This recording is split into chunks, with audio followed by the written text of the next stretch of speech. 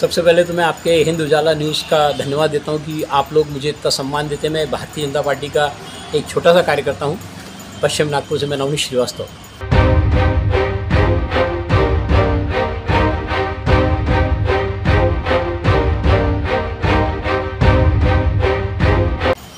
दोस्तों, मैं आपको ये बताना चाहता हूं कि ये जो जब से 2014 से मोदी जी आए हैं, तब से देश में या दुनिया में दो ही प्रकार के लोग तकलीफ़ में चल रहे हैं। एक वो जो जातिगत राजनीति करते थे, जातिवाद करते थे और देश को कहीं ले जाना चाहते थे, उनका एक सपना टूटा है, वो लोग नाराज़ हैं, वो तकलीफ़ में हैं। और दूसरा जो सत्ता में रह के करोड़ों का भ्रष्टाचार, अरबों का भ्रष्टाचार करना चाहते थे और कर रहे थे, वो लोग नाराज़ हैं। बाकी आप सोचेंगे कि आरएसएस बीजेपी से नाराज़ है, तो आप मुझे बताइए, ये मेरी बिल्डिंग खड़ी है, ये मेरी बिल्डिंग की नींव जो है वो 8 फीट नीचे है और उसी नींव पे मेरी बिल्डिंग खड़ी हुई है। तो बस आप समझ लो, ये हमारी जो आरएसएस है ना, ये हमारी जो अंदर नींव है, जो दिखती नहीं है, ये हमारी नींव है और इसी पे हम लोग टिके हुए हैं। क्यों टिके हुए हैं? क्योंकि वो एक सच के रास्ते पे चलना हमको सिखाती है, सच्चा न्याय करना सिखाती है, मानवता सिखाती है। कभी कोई दंगा फसाद या किसी जाति विशेष के खिलाफ कोई गलत काम करने की हमको शिक्षा नहीं देती है। तो ये नाराज़ जो बोलने का कारण है, मैं आपको एक चीज़ खुलासा करना चाहता हूँ आज, और बहुत बड़ी चीज़ है, जो ये मेरा शायद बयान मोदी जी तक पहुँचना चाहिए। देखिए, पहले जो किसान आंदोलन किया गया, किसान आंदोलन के पीछे की वजह क्या थी मालूम है आपको? किसान आंदोलन के पीछे की वजह ये थी कि सिख समुदाय, जिसकी पहुँच मोदी जी के कमांडो में, गन वालों में, ऊपर मिलिट्री में, सिख समाज की पहुँच वहाँ तक है। और एक छोटे लेवल के जो लोग हैं, जिनकी पहुंच मोदी को मारने तक नहीं है, वो लोग कुछ बिगाड़ नहीं पा रहे। तो उन्होंने हथियार किसके ऊपर रख दिया? उन्होंने सिख समाज को भड़का के उसमें से कुछ लोगों को अपने फेवर में लेके। सिख समाज बहुत भोला समाज होता है, दिल से काम करता है, दिमाग बहुत कम इस्तेमाल करता है, वो दोस्ती कर लेता है, तो बहकावे में जल्दी आ जाता है सिख समाज। सिख समाज से मैं ये एक रिक्वेस्ट करूँगा कि बहुत गहराई से उन बातों को सोचिए कि कौन आपका इस्तेमाल कर रहा है इस देश के खिलाफ। देखिए, वो लोग जो देश के गद्दार हैं या देश के खिलाफ काम करते हैं या जो लूटना चाहते हैं देश को, या जो भी उनके मन में गंदगी है, वो लोग मोदी जी के खिलाफ, जब उन्होंने देखा कि सिख समाज में मिलिट्री में लोग हैं और अच्छे पदों पे लोग हैं जो मिलिट्री के अपने मोदी जी के करीब रह सकते हैं, तो उन्होंने ये साजिश रची है कि किसी तरह भड़का के और वहाँ अटैक करा, कोशिश करके किसी को भड़का के अटैक करने की कोशिश की जाए। मुझे ऐसी बू आती है इस साजिशों के पीछे। आप ये गौर कीजिए, निज्जर जो कनाडा में मारे गए, जो भी हैं वो अच्छे बुरे, उनका कर्म वो जाने। मुझे इतने बड़ा लेवल का इंसान नहीं कि मैं उनके खिलाफ कुछ भी बोलूँ या किसी के भी खिलाफ कुछ बोलूँ। मैं तो अपने मन की जो बात है वो बोलता हूँ। निज्जर मारे गए कनाडा में, उनके प्रधानमंत्री ने वहाँ पे बयान दे दिया कि इसमें भारत का हाथ हो सकता है। इसके पीछे की साजिश आप जानते हैं? इसके पीछे की साजिश ये है कि दुनिया जो देख रही है कि भारत अब जिस तेज़ी से विकास की ओर बढ़ रहा है और ये 140 करोड़ लोग दुनिया में तरक्की का डंका बजा देंगे और हमारा हथियार कोई खरीदेगा नहीं और हमारे सामान कोई खरीदेगा नहीं, तो इसको मोदी जी के राज में कैसे रोका जाए? अब रोकने का एक ही कारण है कि कैसे भी करके मोदी जी पे हमला करवाओ, मोदी जी का खात्मा करवाओ, जो कोई बड़ा कांड करवा दो ऐसा। तो ये इतने बड़े लेवल का आदमी, वो प्रधानमंत्री लेवल का आदमी कनाडा के, उनको शर्म आनी चाहिए ऐसा बयान देते हुए। ना कोई उनके पास सबूत है, ना कोई उनके पास किसी ने आके बोला, ना किसी कोई पकड़ा गया ऐसा कि जिसने बयान दिया हो कि भैया हाँ भारत के लोगों ने मर्डर करवाया करके। ऐसा बयान देने का सिर्फ ये कारण है कि बड़े देशों के जो लोग हैं, बड़े देश जो हैं, उन्होंने प्लान करके उस पर प्रेशर किया कि आप ये बयान दे दो, इससे सिख समाज नाराज़ हो जाएगा। सिख समाज नाराज़ हो जाएगा तो मिलिट्री में, कमांडो में, मिलिट्री में बहुत सारे पंजाबी सिख समाज के लोग हैं, उनको उचकाएंगे हम कि देखो भाई मामला कहीं निपटाओ, कुछ करो। तो ये साजिशें चल रही हैं देश के खिलाफ, ये अच्छी चीज़ें नहीं हैं। और ये जातिवाद से अगर जो इंसान निकल जाएगा, जो इंसान ये चाहेगा कि भैया ये धरती पे हम लोग आए हैं, सभी लोग आए हैं, अपना अपना समाज, अपना अपना धर्म का इस्तेमाल करो और अच्छे से रहो। ये साजिशों के पीछे और ये बदनाम करने की जो कोशिश की जा रही है, भड़काया जा रहा है कि आरएसएस नाराज़ है। अरे काहे का आरएसएस नाराज़ है? आरएसएस की वजह से हम तो जिंदा हैं। आरएसएस है तो हम हैं। क्यों? उन्होंने जो मेहनत करी, उन्होंने जो नींव खड़ा करी देश पे, उसके बदौलत आज भारतीय जनता पार्टी खड़ी हुई है। और उसमें गलत क्या है? हमारे देश में अगर हम अपने देश में अपनी आरएसएस को मानते हैं, हम कोई आतंकवादी संगठन तो खड़ा नहीं कर रहे, हम कोई गद्दारों की फौज तो खड़ी नहीं कर रहे, हम कोई देश के खिलाफ कार्रवाई करने वाले लोग तो खड़े नहीं कर रहे, हम तो अच्छी संगत देते हैं, अच्छा ज्ञान देते हैं। आरएसएस हमारे लिए तो भगवान है। तो ये चीज़ें जो भी बोलते हैं ना कि आरएसएस के खिलाफ है, ये भड़काने की कोशिश है, इस पर कोई ध्यान मत दीजिएगा।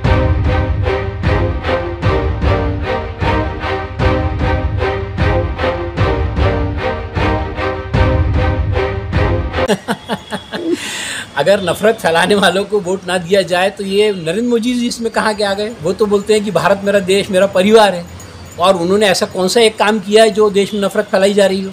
नफ़रत तो वो लोग फैला रहे हैं जो विदेशों में जाके भारत के खिलाफ बयान देते हैं, भारत की बुराइयां करते हैं, वो देश में बदनामी कर, वो दुनिया में बदनाम कर रहे हैं भारत को। तो ये इसमें प्रधानमंत्री मोदी जी के खिलाफ कोई ये बयान देना कि भैया वो नफ़रत फैला रहे हैं, ये कर रहे हैं, ये नासमझी वाली बेसुर बातें हैं। देखिए, कोई भी बात करना चाहिए ना, कोई भी आदमी ने, मैं तो बहुत छोटे लेवल का इंसान हूँ, लेकिन कोई भी व्यक्ति ने तर्कपूर्ण बात करना चाहिए। बात के अंदर वजन होना चाहिए कि नहीं ये सच्चाई है। ऐसे हवा में कोई बात कर देना, अरे मोदी जी क्या करेंगे, मोदी जी पूरे देश को लेके चल रहे हैं।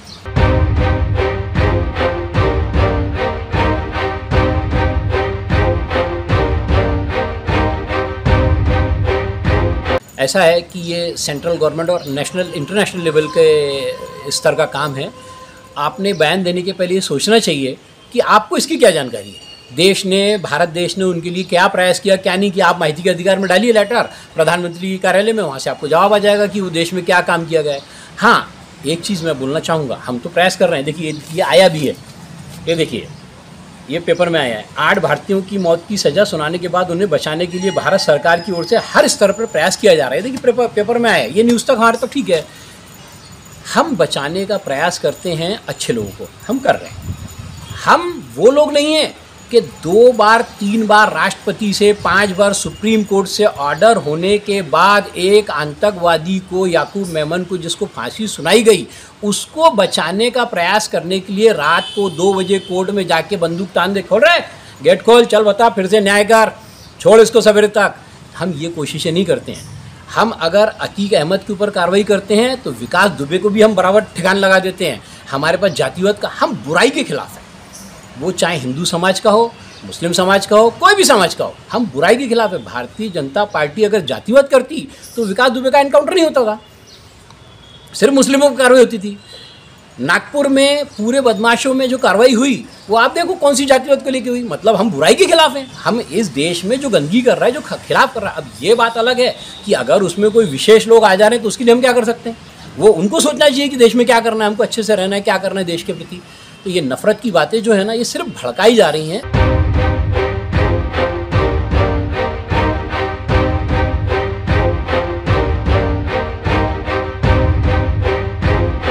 और ख़ास करके आज दलित समाज को और मुस्लिम समाज को जिस ढंग से भड़काया जा रहा है। देखिए, दलित समाज के ऊपर इतना अत्याचार हुआ एक समय में, लेकिन उन्होंने आतंक का रास्ता नहीं चुना। उन्होंने आज बड़े बड़े कलेक्टर, बड़े बड़े पुलिस कमिश्नर, बड़े बड़े पदों पे दलित समाज के लोग हैं। उन्होंने शांति का, गौतम बुद्ध जी का रास्ता चुना, उन्होंने बाबा साहब का रास्ता चुना, और वो देश को तरक्की की ओर ले जा रहे हैं। ये चीज़ उन लोगों ने सोचनी चाहिए जो इस देश को ख़राब करके, बदनाम करके आतंकवाद के रास्ते पे ले जा रहे थे। आज मोदी जी आ गए हैं, देश अच्छे रास्ते पे चल रहा है। मैं उनसे रिक्वेस्ट करता हूँ कि ऐसा काम कीजिए कि पूरे देश में एक मानवता का संदेश जाए, हम सब मिलजुल के रहें। आपका त्यौहार है, आप मनाएं। अभी मैं आपको एक खुशी की बात बताता हूँ। हम लोग जाफरनगर में यहाँ रहते हैं, ये पूरा मुस्लिम इलाका है और इधर हिंदू इलाका है। आपको बताता हूँ, इतनी खुशी की बात है, ये अवस्थी चौक से जाफरनगर चौक पर ईद का कार्यक्रम हुआ। इतना शानदार डेकोरेशन, इतना शानदार ढंग से प्यार से सब हिंदू मुस्लिमों ने मिलकर मनाया। उसके बाद में कृष्ण जन्माष्टमी का उसका काम हुआ, दही हंडी का काम हुआ। इतने प्यार से मैं देख रहा था, मुस्लिम लेडीज़ है, मुस्लिम लोग आके वो कार्यक्रम देख रहे थे। अभी वो रावण दहन का कार्यक्रम हुआ, इतने शानदार, हर समाज का आदमी आके वहाँ देख रहा था। हम तो बहुत नाच करते अपने नागपुर के मुस्लिम हिंदू भाइयों पे कि हम लोग ऐसा मिलजुल के रहते कि कभी आपस में फूट फाट हमारे दिमाग में आती भी नहीं है। यही पूरे दुनिया में सभी लोगों से मैं कहना चाहूँगा कि मानवता से बढ़ के कोई चीज़ नहीं है। आप लोग मानवता पे रहिए। जातिवाद करके या दंगे फसाद करके 2 दिन के लिए आप खुश हो सकते हैं, हो सकता है तीसरे दिन उसी दंगे में आपका भी बच्चा मारा जाए।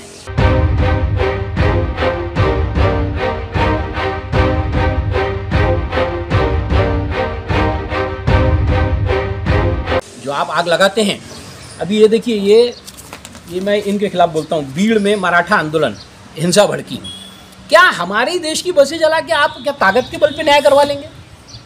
ये सोचने वाली बात है। मैं हिंदू और मुस्लिम की बात नहीं कर रहा। ये देखो, मराठा आंदोलन है, मैं इसके विषय भी बोलना चाहता हूँ। अरे, आपकी बात में अगर सच्चाई है, एक व्यक्ति ने जाके कोई भी बात करना चाहिए। मैं 1000 जजों के सामने अपनी बात रख सकता हूँ अगर मेरी बात सच है तो, मुझे क्या डर है। लेकिन ये बसें जलाना, लोगों को घरों में अंगार लगा देना, दुकानें जला देना, प्रॉपर्टी जला देना, अरे आपके देश का सामान जला रहे हो ना आप। कल आपका दंगा शांत हो जाएगा, आपकी मांगे पूरी होंगी नहीं होंगी वो अलग रहा। जिनकी दुकानें जल गई, जिनका करोड़ों का माल जल गया, जिनकी जान चलेगी, उनका क्या करोगे आप? तो इस चीज़ों को समझना होगा। और ये खुशी की बात है कि देश में हर नागरिक इस चीज़ को अब समझने लगा है, और यही तकलीफ़ का विषय है उन छोट भैयों के लिए जो देश में 50 साल राज कर लिए, खूब अरबों खरबों कमा लिया, अब उनकी कमाइयाँ बंद हो गई हैं, उनके पेट में दर्द हो रहा है। मैं उनसे भी हाथ जोड़ के निवेदन करता हूँ कि सम्मान की 2 रोटी, स्वाभिमान की 2 रोटी हराम के करोड़ रुपए से बेहतर है। बस यही मैं कहना चाहता हूँ।